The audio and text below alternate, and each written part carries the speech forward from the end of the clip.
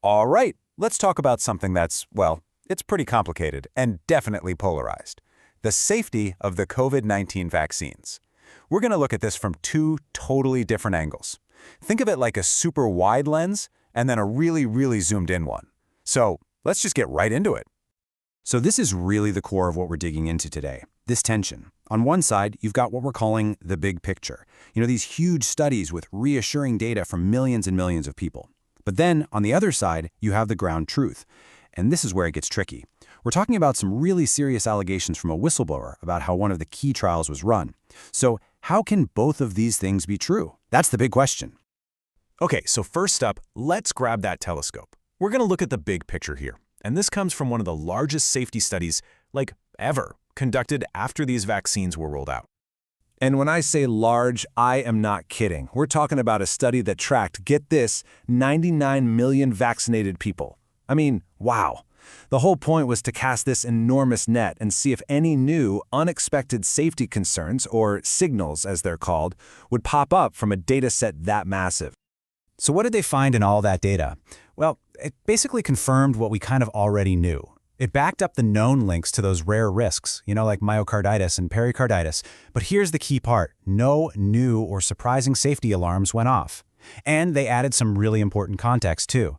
They pointed out that your risk of getting some of these exact same conditions is actually way higher if you get a COVID-19 infection itself. Yeah, this quote really nails it. For public health officials looking at data from almost 100 million people, the fact that there were no big surprises was actually seen as a good thing. It was, reassuring. It just reinforced the safety profile they already had.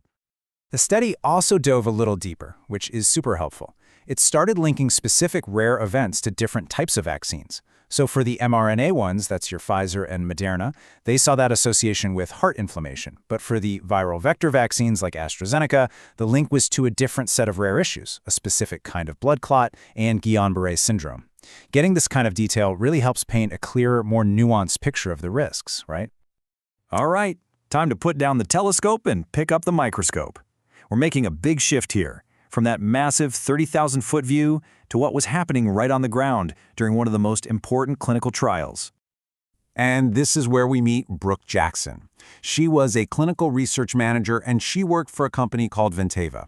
Now, Venteva was hired as a contractor to help run Pfizer's huge Phase 3 vaccine trial. And what she says she saw, well, it raises some really fundamental questions about how that whole process was handled. And these weren't vague complaints. We're talking about specific, pretty serious allegations. She reported things like really poor follow-up with people who had bad reactions, mistakes in how lab samples were handled, and this one is a really big deal in clinical trials, systematic unblinding. Basically, that means staff could see who was getting the actual vaccine versus the placebo, which, if true, could totally compromise the integrity of the whole study.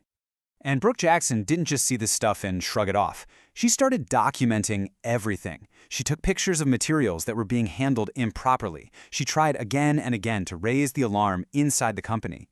She even told them they should probably stop enrolling new people until they sorted this mess out, pointing out that Pfizer's own rules said they should pause things. But, according to her, that just didn't happen. So check out how quickly this all went down. On the morning of September 25th, 2020, she files a formal complaint with the FDA, okay? Just a few hours later, that very same afternoon, Ventavia fired her. She said later she really thought the FDA would just, swoop in and fix it all. But getting fired that quickly? Well, it definitely raises some questions. And this brings us right back to that central problem, doesn't it? How are we supposed to hold both of these stories in our heads at the same time? You have this massive, reassuring data set on one side, and on the other you have these really serious questions about the very trial that started it all. How do you square that circle? I think the key here is to realize that these two things aren't necessarily opposites. They can both exist. The big data from millions of people gives us a pretty clear real-world picture of the safety profile. But the whistleblower's story, that raises crucial questions about the quality of the original data. And it really just shows why you need both things to be rock solid. You need absolute integrity during the trials, and you need really strong monitoring after they're out in the world. They're two sides of the same public safety coin. And that's really the heart of it, isn't it? This is the main takeaway. It is absolutely possible for both of these things to be true. A vaccine can have a safety profile that's been established across millions and millions of people, and at the exact same time, the process that first got it approved can have some really valid and serious questions hanging over it.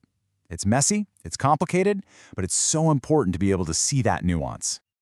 So, we're going to leave you with this question to chew on. When you have reassuring data that's built on a foundation that's being questioned, how do you navigate that? Where do you place your trust? What about us as a society? It's a tough one. Now, all the information we talked about today came from reporting by Bloomberg Television and a really deep dive investigation in the BMJ. We definitely recommend you check those out if you want to learn more. Hey, thanks for sticking with us for this one. We'll catch you on the next Explainer.